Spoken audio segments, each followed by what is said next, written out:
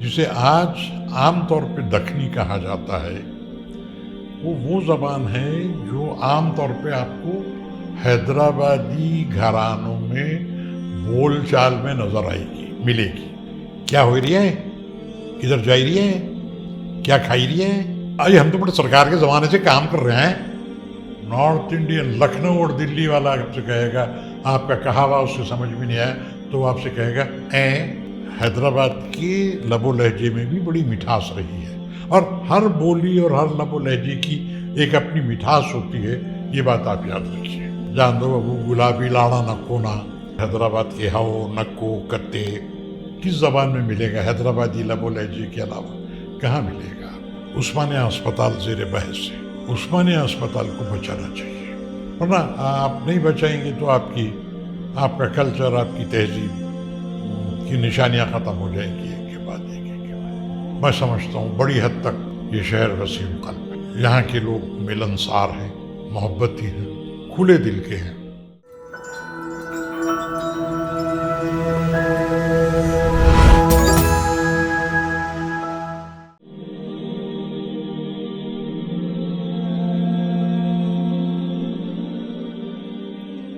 ناظرین، بریک کے بعد پھر ایک بار آپ کا خیر مقدم ہے۔ ہم بات کر رہے ہیں جناب شاہد حسین زبیری صاحب سے، اور ہمارا موضوع ہے حیدرآبادی کلچر کے بدلتے پہلو۔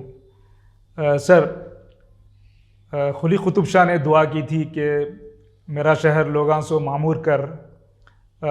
آج یہ حالت ہے اس شہر کی کہ قریب 1.25 کروڑ جو ہے لوگ یہاں پر ہیں، کافی لوگ دور دور سے یہاں پر آ چکے ہیں اور اسے اپنا گھر جو ہے بنا چکے ہیں۔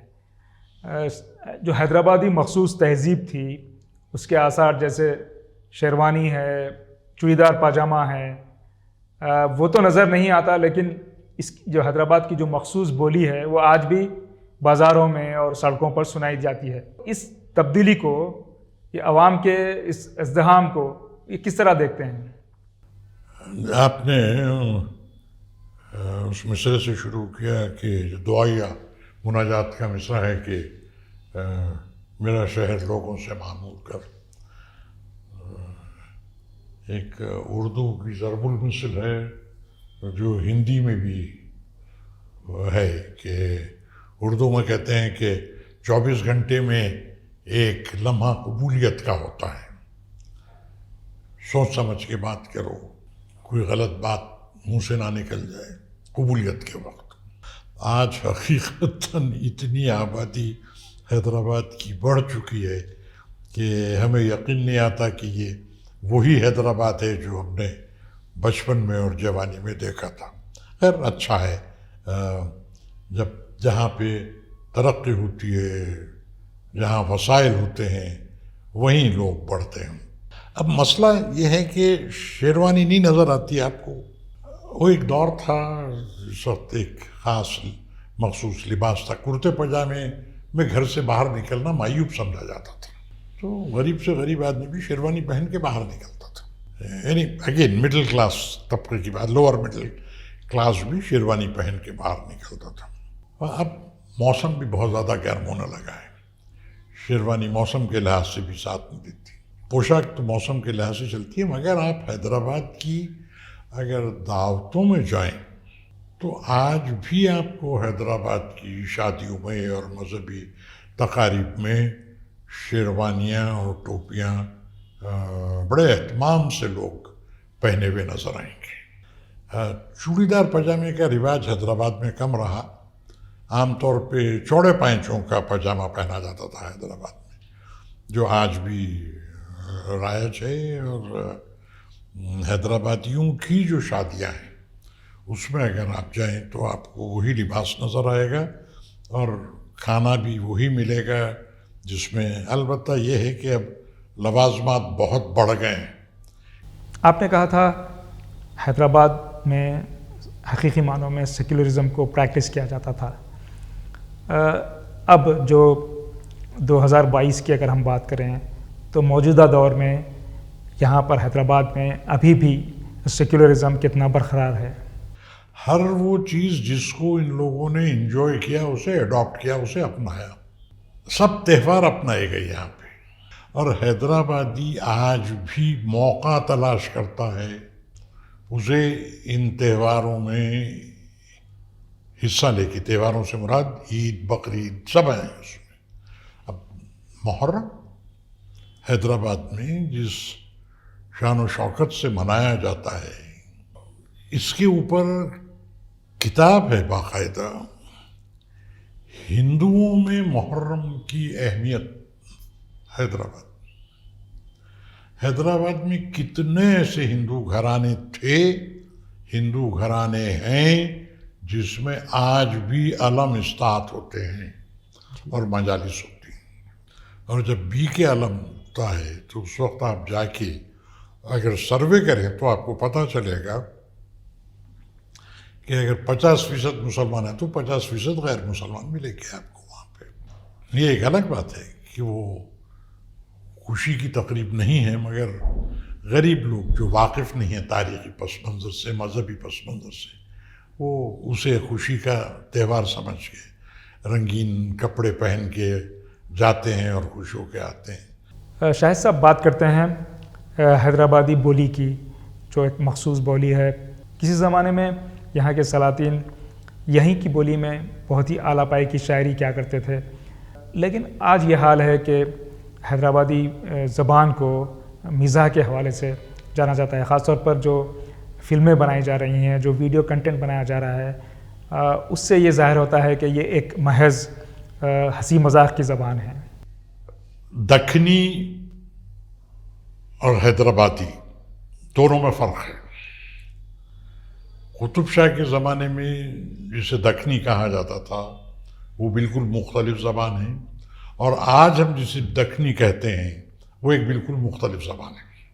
اچھا، ایک چیز کی یہاں پہ اور وضاحت کرتا چلوں میں کہ آپ کسی بھی زبان کو بہت آسانی کے ساتھ لب و لہجے کو، بولی کی بات میں ڈیفائن نہیں کر سکتے آپ کہ یہ حیدرآبادی آپ کسے کہیں گے. جو حیدرآبادی خاندانی خواتین بولتی ہیں، یا پڑھی لکھی خواتین بولتی ہیں، یا ملازمائیں بولتی ہیں، یا مرد بولتے ہیں، کس زبان کو آپ دکنی کہیں گے یا حیدرآبادی کہیں گے. اسی طرح سے ہم لوگ حیدرآباد میں بیٹھ کے بڑی آسانی سے یو پی، نارتھ انڈیا کی زبان کی بڑی تعریف کرتے ہیں. ہم نارتھ انڈیا کی اردو کی کس زبان کی تعریف کرتے ہیں؟ کیا ہو رہی ہے، کدھر جائی رہی ہے، کیا کھائی رہی ہے؟ نارتھ انڈین ہے. شمالی ہند کا لب و لہجہ ہے. آئے ہم تو بڑے سرکار کے زمانے سے کام کر رہے ہیں، یہ بھی نارتھ انڈین ہے. اے نوچ کم بخت مارا، میرے گھر کے پاس پہنچ گیا، یہ بھی نارتھ انڈین ہے. نارتھ انڈیا میں بھی اسٹینڈرڈ دلی اور لکھنؤ رہا، اور دلی اور لکھنؤ کے بھی مخصوص علاقے رہے. جی. اب جیسے آپ دلی میں جو اردو سب سے زیادہ معیاری سمجھی جاتی تھی وہ ٹکسالی زبان، منٹ ڈھل کے جو جس کے الفاظ، وہ کہاں ملی؟ جامع مسجد کے اطراف. دلی میں ہی کارخاندی بولی جاتی تھی. سنبھلی ہوئی زبان نارتھ انڈیا میں یا شمالی ہند میں ویسٹرن یو پی کی حد تک آپ کو مل جائے گی.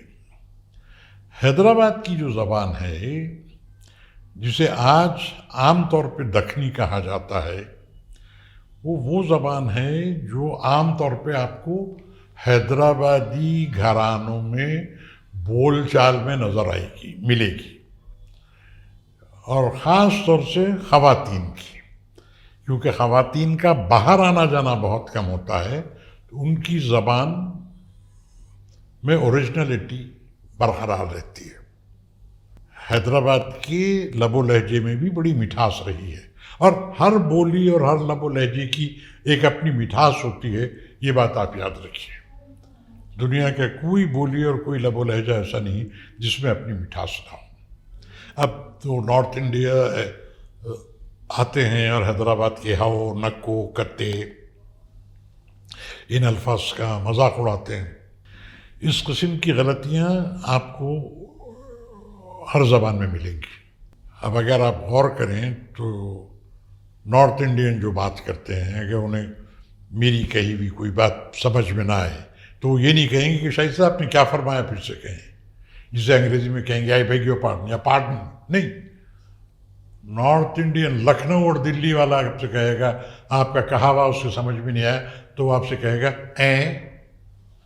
ایک اپنی بولی ہے، میں مذاق میں بتا رہا ہوں میں آپ سے، جسے کہا جاتا ہے کہ جان دو ابو گلابی لاڑا نہ کونا.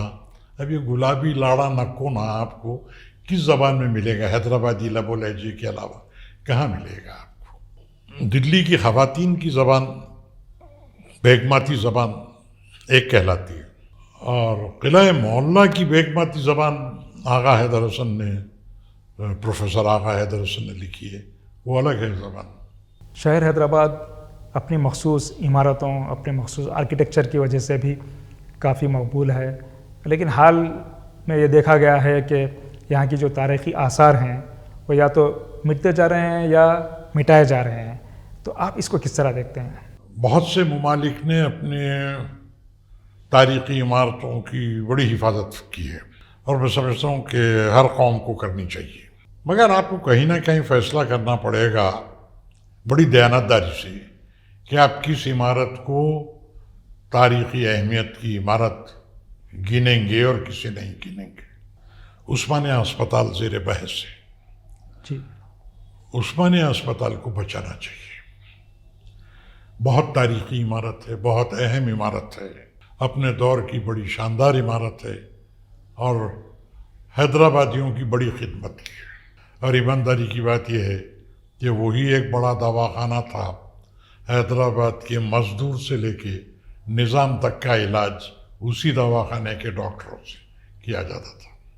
اور پھر اس کے علاوہ بڑی خوبصورت عمارت ہے، ورنہ آپ نہیں بچائیں گے تو آپ کا کلچر، آپ کی تہذیب کی نشانیاں ختم ہو جائیں گی ایک کے بعد ایک کے بعد. شاہد صاحب، اپنے ارتقاء کے تقریباً 450 سال بعد بھی یہ شہر کتنا وسیع القلب ہے، اور آج بھی جو باہر سے لوگ آتے ہیں ان کو اپنا بنانے میں یہ شہر کتنا کامیاب ہے؟ میں سمجھتا ہوں بڑی حد تک یہ شہر وسیع القلب ہے. یہاں کے لوگ ملنسار ہیں، محبتی ہیں، کھلے دل کے ہیں، اور جب کسی سے ملتے ہیں تو دل کھول کے، دونوں ہاتھ کھول کے اپنا بنا لیتے ہیں.